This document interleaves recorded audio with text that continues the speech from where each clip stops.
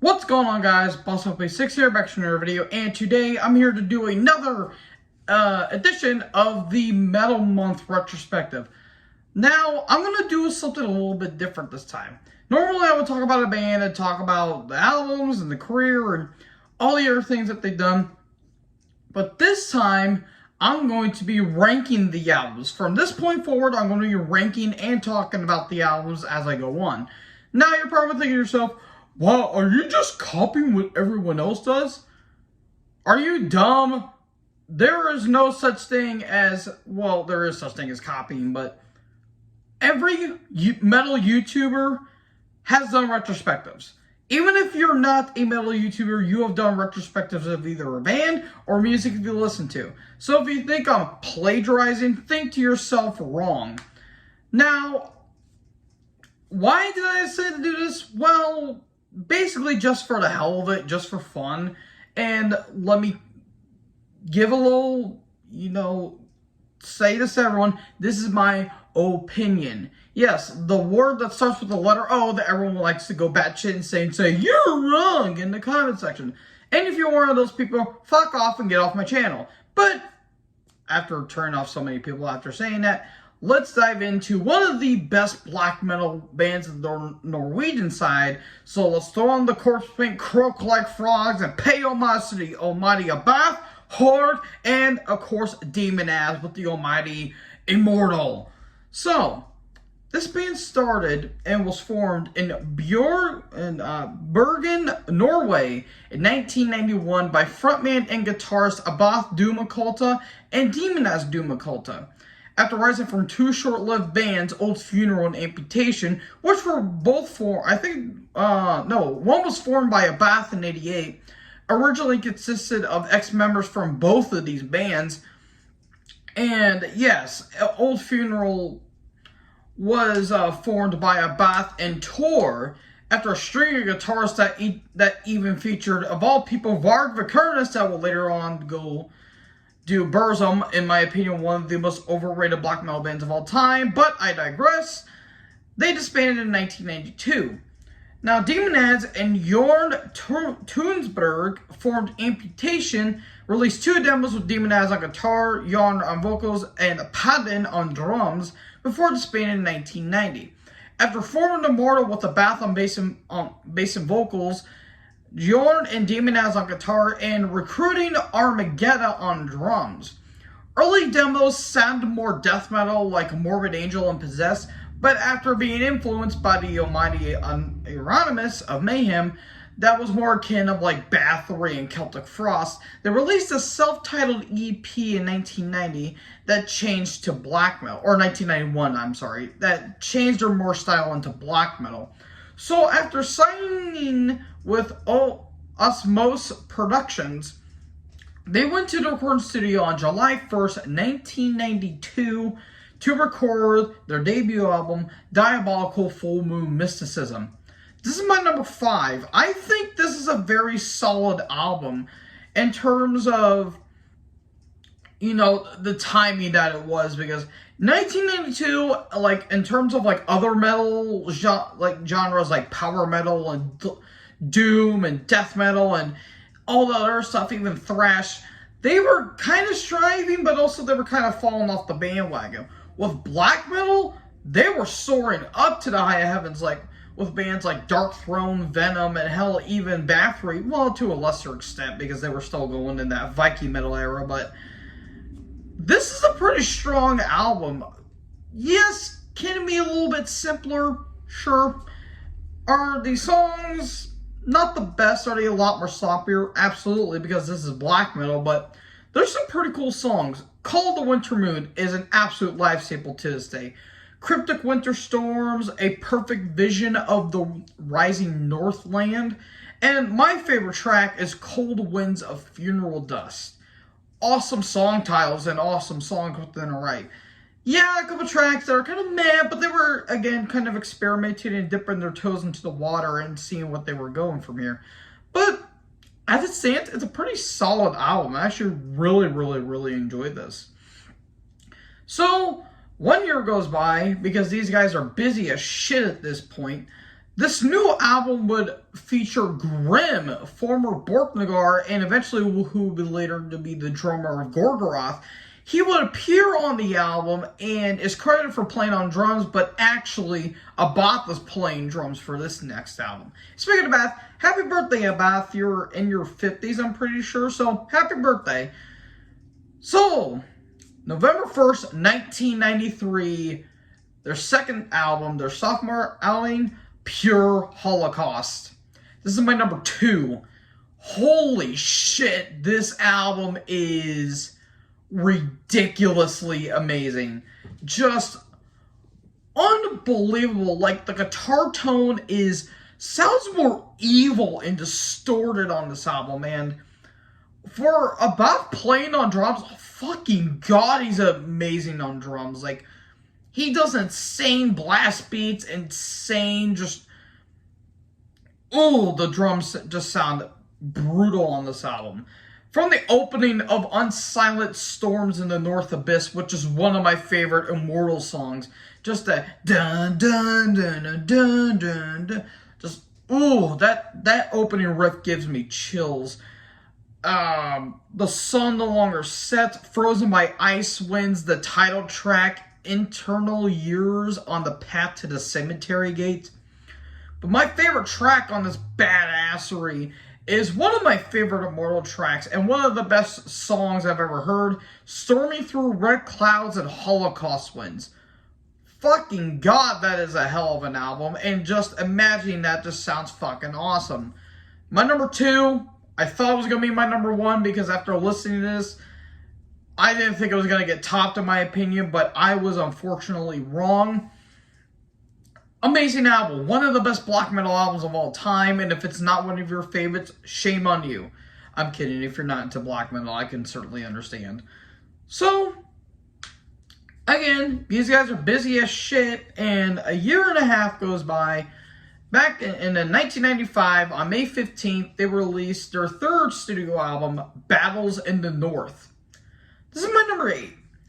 It's not that it's a bad album. I'm just going to preference this. Immortal don't have a bad album. They have good albums. Good to great albums, if I would say so myself. I don't know, just like the songs take a little bit of a back seat. And I still think this contains some of the best Immortal songs. But I think it's a little bit incohesive in some ways. There's a couple tracks that I'm like, it's okay, but it's not great. But I still think this is a good song, good album. The title track is amazing. Descent into Imminent Silence, Cursed Realms of the Winter Demons is one of my favorites. At the Stormy Gates of Mist, Through the Halls of Eternity, and I'm going to butcher this name, Blashrink, I think that's how you say it. I probably pronounced that wrong. Mighty Ravendart. Which, by the way, all these songs are kind of encompassed in this whole weird realm. That's where all these songs are based on. But my favorite has to be Throned by Black Storms. I just love that cool little, intricate guitar playing and just amazing guitar solos by Daemonaz. I think this is a really strong album. Again, a little bit lower because I do think Pure Holocaust is still one of the best albums in their entire career, but I still think this is a pretty strong album. So on the video for Grimm and Frostbitten Kingdoms, which it was a good song, but didn't leave enough impact for me. It featured Mayhem's drummer Hellhammer, who would be their touring drummer. And around this time, there was an unfortunate departure because from both Daemonaz and Abath, because unfortunately they didn't have a stable lineup until '96. That's when they recruit drummer Hurg. And then, a year later, or almost 2 years later, March 20th, 1997, we would get Blizzard Beast. This is my least favorite album. This is my number 9. It's not that it's a bad album. There's a couple things that drag it down for me. Number 1, the production. The drums sound very buried. They just sound very thin. They sound like they're recorded all the way in the goddamn hallway. And I forgot to bring this up by talking about Battles in the North. The guitars sound buried as well. It feels like the guitars didn't get the shine a lot, and Abbott sounds like he sounds good, but he sounds a little too loud sometimes. Well, that being said, there's some good songs. The title track, I think, is one of the best songs. It sounds intense. Suns That Sink Below, Frost, Demon Storm, Mountains of Might. Another thing, too, it sounds rushed and it sounds uninspired. It's not that the songs themselves are bad. It's just, they don't do much for me. Like, something about this album just doesn't really click with me. It's not a bad album. I still like it. It's just the least inspired Immortal album. And a lot of people consider this the weakest album. And I can certainly agree with that. But it wasn't all downhill from here, because this was actually a turning point for the band when Demonaz unfortunately suffered acute tinnitus in his arm and was unable to play. But he would still write lyrics in when he would become a manager for the band. So that will lead to the terrible twosome of Abbott and Horg would write and record their new album. And boy, oh boy, this would get a significant sound for the band, because they would get producer Peter Tagrin for this next album. And this would bring in some experimentation with thrash, mainly of the German variety. And I'm just going to say German thrash is heavier than American thrash, and I can go on to that in a whole other video. Like, maybe if I talk about Sodom or Creator or Destruction, all those thrash bands. So that will lead us to February 22nd, 1999. They will record, in my opinion, the best Immortal album, At the Heart of Winter. It's my number one. After listening to this album did not get topped, in my opinion, because every track is absolutely beautiful. I love every track on this album. I remember I listened to this album while walking in the rain when it was just pouring down rain because my car had to get fixed. I had to walk all the way home. I don't really live that far from the dealership, but listening to this album in that situation just adds the atmosphere to this album.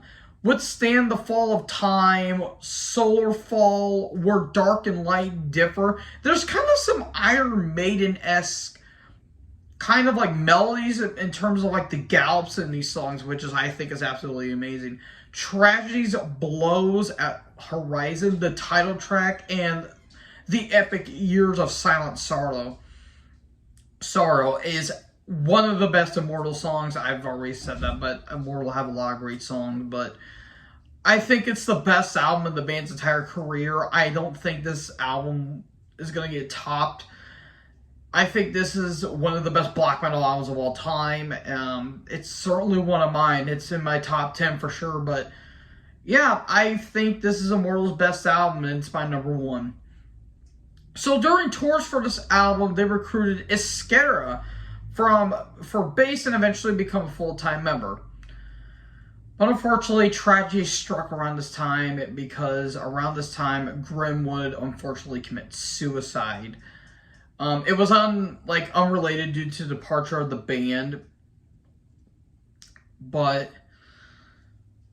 yeah, this was very sad, and there would be a festival called Hole in the Sky that would be in memory of Grimm, and the band would perform frequently until I think 2007.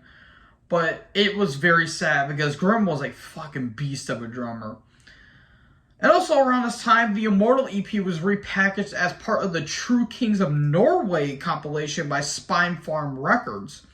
So after signing with Nuclear Blast Records, which is a big label in Germany with like bands like Testament, Anthem, so many other bands, they will go back to the recording studio with Peter Tagrin still on March 27th in 2000.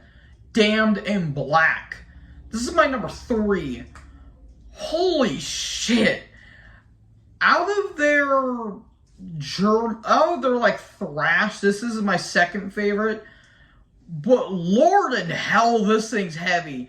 It's not the heaviest. That will come up a little bit later, but good Lord, this is also kind of catchy in some ways. Because, Lord have mercy, this album is absolutely insane. Triumph, Rap from Above, just heavy, heavy, heavy songs. Just in your face, just sounds just disgusting on this album. The title track, In Our Mystic Visions Bliss, might mention, it's amazing. Absolutely enjoy this record. It's one of, I think it's kind of sandwiched in between At the Heart of Winter and the next album, because I think this album kind of gets overlooked in some ways, but good Lord, this album is absolutely just cooking. But it does get overlooked in some ways, which is kind of a shame, but I still think this is a hell of an album. So, of course, being Immortal, they toured their dicks off. And 2 years later, again, with Peter Chagrin and still on Nuclear Blast Records, 2002 on February 4th, which was unfortunately the same year and day that of one of the most tragic days that the almighty Paul Bailoff would pass away of Exodus fame. And if you guys want to know more about that, check out my Exodus retrospective. They were released, in my opinion, the heaviest album in their entire career, Sons of Northern Darkness. This is my number 4. I originally was going to have it at number 3, but there was a couple things that kind of drug it down a little bit. The 2 tracks, Within the Dark Mind and In My Kingdom Cold, I love but hate. In My Kingdom Cold sounds so raw, like so raw, it's kind of unbearable at times. And Within the Dark Mind, it kind of gets repetitive and it kind of just takes me out of it. But I think everything else on this album is absolutely amazing. One by One may be my favorite Immortal track. Just that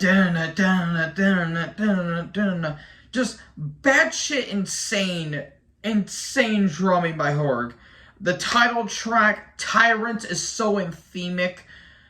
Antarctica, Beyond the North Waves, Demonium is fucking insane. It's not always fast and heavy. It does kind of slow down, but when it gets insane, stand back, because this album's pretty intense in my opinion. Aside from the 2 tracks I mentioned that are pretty weak, I think everything else stands up. I think it's one of their best albums, and it's absolutely amazing. I love this record. But unfortunately, they didn't stay on the horse for too long because they decided to kick that bitch. Because, unfortunately, they decided to split due to personal reasons because of some animosity between the band. However, in mid-October of 2005, Demonaz, Abath, and the original drummer Armageddon recruited along with Gorgoroth bassist King of Hell and enslaved guitarist Ice Dale, which formed a new Project I, and they will record their only album Between Two Worlds, I think sometime in November of 2006. But in June of that year earlier, German magazine Rock Hard reported that Abath, Demonaz, and Horg decided to recruit the band and begin touring in 2007. So after numerous tours that included our Noir bassist Apollyon, which is a black and thrash act, he will replace Ascaria, and after the reunion, Abath Horg reformed the band permanently. So that will bring them into the recording studio. On September 25th, 2009, they will record All Shall Fall. This is my number 6. I think I missed the thrash experimentation, which I understand why they went back to black metal, because they wanted to go back to the old school roots. I think this is a good album. However, there's a couple tracks that don't really do it for me. But Everything else I think is really cool. The title track has this awesome groove to it. Rise of Darkness, Arctic Storm, Hordes to War is my favorite track because it is just fucking brutal in the first half, and then it gets to that, classic Immortal sound in the second half. Other tracks like Horden on Fire really don't do it for me. Abath kind of sounds like Horthon sometimes on this album. It's a little bizarre to think about it, but I think this is a solid album. But unfortunately, this will be the last album to feature Abath because, well, I'll get to that here in a little bit, but I think this is a solid album, kind of a return. I was considering putting this on, the 10 metal comebacks, but I wouldn't really go that far. It's a good album, don't get me wrong, but not really a comeback, but I digress. So, after this, Abath and Demonaz were part of the Until the Light Takes Us documentary, which, the less said about that documentary, the better. Members of the band were involved over a legal battle over the rights to the Immortal trademark, which caused a big conflict between the band. And Nuclear Blast were wanting them to make a new album during this time because, unfortunately, record labels don't give a fuck about the legal battle. So in March 2015, Abath left as a result of this conflict, and he continues to do solo work that goes on till this day. He actually released an album last year, which wasn't really all that good, but to be fair, he was going through some alcohol addiction at this point, and rehab and all that stuff. So, again, Abath is not the only one. Everyone in the band goes through that shit, so. On June 18, 2018, the band would announce a new album, and they were really, hyping this bitch up, saying this is a really good album. Now, with Demonaz on vocals, on July 6, 2018, they were released their latest album to this point, Northern Chaos Gods. This is my number 7. I just got done listening to this album, and I really enjoy it, but I think All Shall Fall is a little bit better in my opinion because Demonaz, I think, is a very good choice for the band, but I do like Abath's more croak to it. Demonaz kind of sounds like Abath in some ways, but he does bring his own flavor to it, and I actually really enjoy it for what it is. The title track, anthemic as hell, it's a black metal anthem. Into Battle Ride's awesome. Gates to Blashenrik, again, I apologize for butchering that. Call to Eyes, Blacker of Worlds, Mighty Ravendark, which is one of the few Immortal songs I listened before I listened to out this entire catalog. I remember listening to it on, I think it was on Liquid Metal, and I'm like, holy shit, this sounds amazing. Again, it can be switched with All Shall Fall. I think it's a good album, but again, Abath not being in the band doesn't seem well, but it was the right call. I think it was the right choice. So yeah, overall, a solid album, and it kind of gets me hyped about some new material that they will release. But in August of 2020, there was a legal dispute between, Demonaz and Horde were involved in a legal dispute over the rights to the band name, because Demonaz had registered a name with the Norwegian Patent Office as his exclusive trademark and ruled in his favor. He got it in 2019 and was approved. However, Hart chose to appeal the registration and the matter was ruled in his favor, meaning that Demonaz no longer has rights to the Immortal name. And Hart was actually unaware of the initial sole registration by Demonaz. So, I'm guessing Horg is now the official owner of Immortal, which is kind of bizarre to say the least, because he didn't join the band till '96. So, yeah, kind of a complicated history with Immortal, but yeah, I'm not gonna let that bullshit really ruin the band, even if it felt like Demonaz kind of got fucked over in a way. But anyways, I digress. So that's all I have to say, folks. That was my retrospective on Immortal. Hope you guys enjoyed this video. Next time on the Metal Month retrospective, I'm going to be talking about what is considered one of the best melodic death metal bands, part of the Gothenburg sound at the gates. Yeah, I actually can't wait for that one because I'm really curious to hear Slaughter of the Soul. But with that being said, make sure you guys like this video, like, comment, subscribe, tap the little bell for more notifications. Join the herd. I'll talk to you guys next video. Peace out.